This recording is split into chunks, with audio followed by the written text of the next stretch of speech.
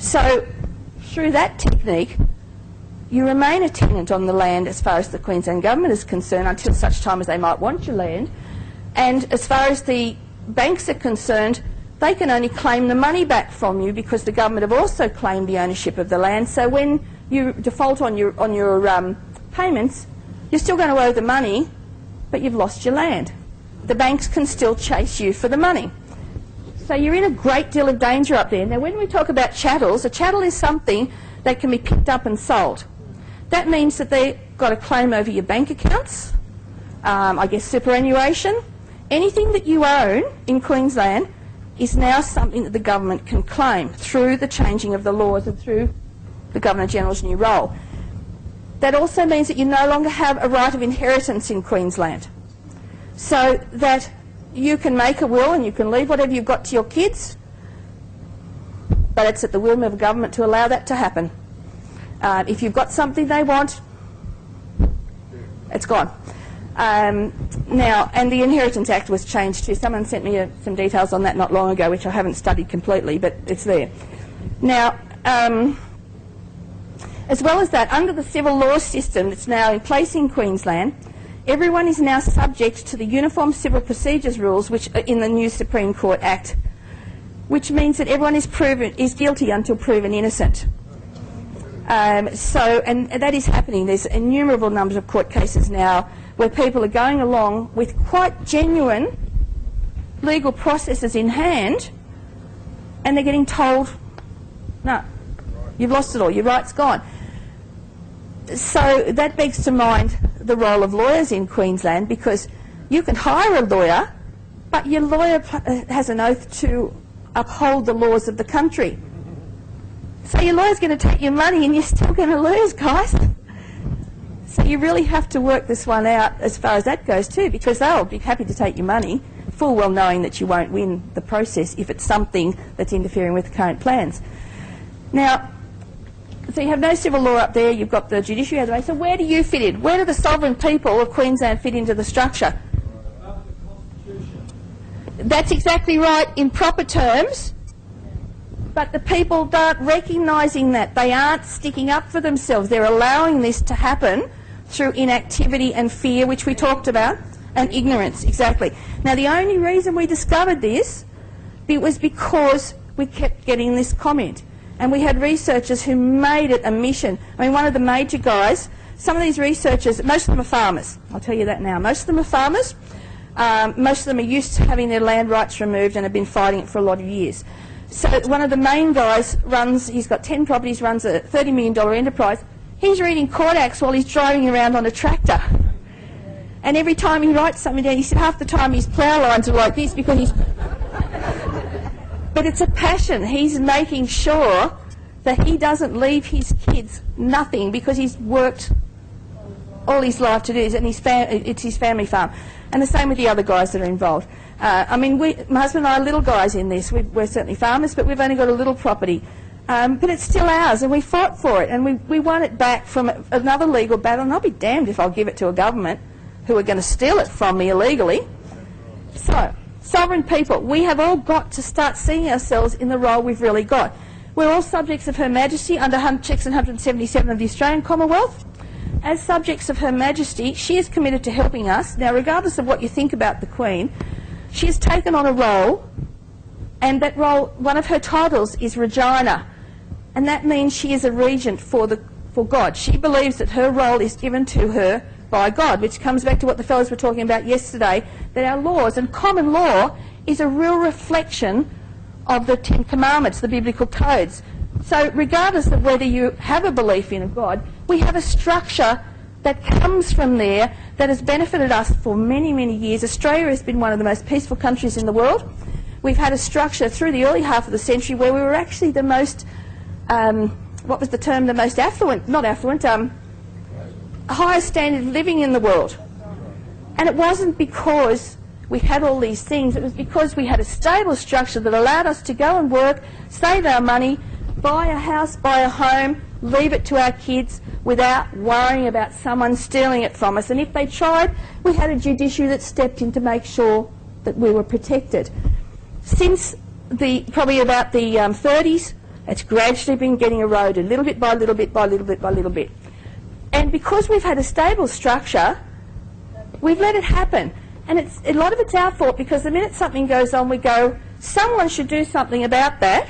We divorce ourselves from the problem. Usually the someone is the government or a council or something, and councils do this all the time. Someone should do something about that. Oh, we'll step in. Oh, aren't they good guys? We don't have to worry about it now. So we give them that little bit of power. And then something else happens. And often it's created by them to happen too. How many times have you seen a real issue come into the media to do with some government thing? All of a sudden some other big thing blows up. The media go crazy about this other thing. And it's the shield is put up to deceive you from following the really important thing. It happens all the time. So we, the sovereign people, are the only ones can do anything about this. Now, a lot of people are saying, well, how do we do it? One of the first things is that when we elect a government, and don't forget we pick these people, when we elect them, too many people sit back and say, that's why I elected them, so I didn't have to worry. We elect them so that we should then go on and keep in touch with them and say, you aren't doing what I asked. I asked you to do this. This is why I elected you. I didn't elect you with a mandate to do X, Y, Z. I only elected you with a mandate to listen to me. They've stolen the word mandate from us, and they've created it as something that says, well, you know, we said we were going to do this, so you've elected us, so you've given us a mandate. We've only given them a mandate to be in government and listen to us. So we have got to step up to the mark. We've only got two choices in this, and this is why this High Court case is so important, because we've already had some other cases in there. The judges refused to hear them, and this was before we discovered the Queensland Constitution thing. So at first, when they refused to hear them, we thought, my God, the High Court are on side with the government. They're telling us we've lost everything. Instead, what they were doing is saying we can't hear that because you haven't got all the information. So this is why we're coming back to them now with all the information. The High Court are in, they've got two choices they can make. They can tell us that we've lost everything and government have got all the rights, or they can tell us that because there was no referendum at any stage for this, no referendum for this, no referendum to change the 1867 Constitution, that this doesn't stand and this stands. So that's the situation we're in at the moment, the whole of Australia. We have a total Labor Party control in the whole of Australia. The Labor Party have been complicit in this whole thing from the word go. Certainly the Nationals helped them by laying that bill on the table, but this has been a National Party thing all the way through, and amongst all the information we found, it has been the National Party in almost all cases that has removed laws. One of the things you can't do as a government... Sorry? National? You mean the National Party or the Labor Party? Oh, pardon me, guys, sorry. The Labor Party removed almost all the laws. You can't, with the Constitution, you cannot make an international law without the referendum of the people, because this doesn't have to recognise international law, because it is our power in this country. So with things like the Kyoto Treaty, Howard didn't sign that quite rightly because it would have brought an international law over and above the Constitution. He couldn't do it. So the fact that Rudd's gone and signed it straight away is breaking the Constitution. There was something like 1,400 international treaties and things removed when the Libs got into power. Now, I'm not saying they're the good guys, because they know this has happened. This Governor-General knows this has happened, and none of them have spoken out. They all want it because it means that they've got total control. The only people we know that the media will not listen to this, I wrote to over 850 politicians and got not one reply. So we know they aren't interested. It is only the people can take this on. Now the thing is with the people, and this backs up a lot of what's said with multiculturalism, things like that, where is our protection? We've got to understand what we've got. We're being told that this needs reworking. I hope everyone can hear me there. Look at this. This is why we have the country we have. This flag is the backup of our Constitution. It carries crosses because our Constitution and the flow of our government comes from a godly source. It carries the stars of Australia. The blue represents truth and honesty. The red represents the blood that was on the cross. The white represents purity. This flag is a danger to the government, which is why they want it changed. Because to remove that removes the background of the Constitution and our soldiers fought. Remove the Constitution, it removes our ownership. There's a huge structure here that's an ongoing thing. and it's a great danger to us. And whatever we sit and do nothing, it's going to happen. So what's the suggestion? We speak to people. Now, I've been getting emails from left, right and centre, so has the rest of the legal team. We've been sending things out left, right and centre, and people are understanding it. People are taking it to their parliamentarian. Most parliamentarians don't. They go, oh no, oh no. But so then if you come away and just let it happen. So please, I guess the only thing I can say is we need to write, not as a group, we need to send a letter to the Governor-General and every local member, the guy you voted in or perhaps didn't vote in, you have to be in his ear telling him this is wrong. And that's all we can do. Because the media won't listen, the government won't listen. So we need to make this an effort where we stand our ground for the whole of Australia. Too many people in the other states are going, but it is happening, and it will happen in the other states.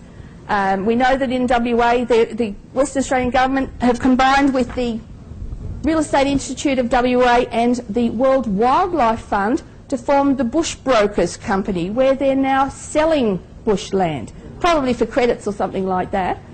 But they're now moving into business with our ownership. And community land is ours, don't forget. It's not government's, it's only theirs to look after for us. So they're now moving into selling things that they're for. So this is the structure. I've given you the information. Please take the info, go and study it. Don't just believe me. Give me your email address. I'll send you all the case notes, etc. But please don't dismiss it, because it is happening. And I think the people in Queensland know it's happening. Any information I can help with, any guidelines to what to do, please tell me. We all need to get together and start working on this. So, Denison.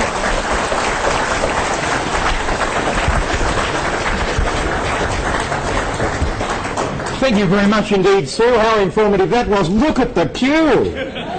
Yes, could I have your question, please, sir? Thank you for the wonderful presentation. I can support you, as New Zealand has got a very similar setup as what you're doing here. And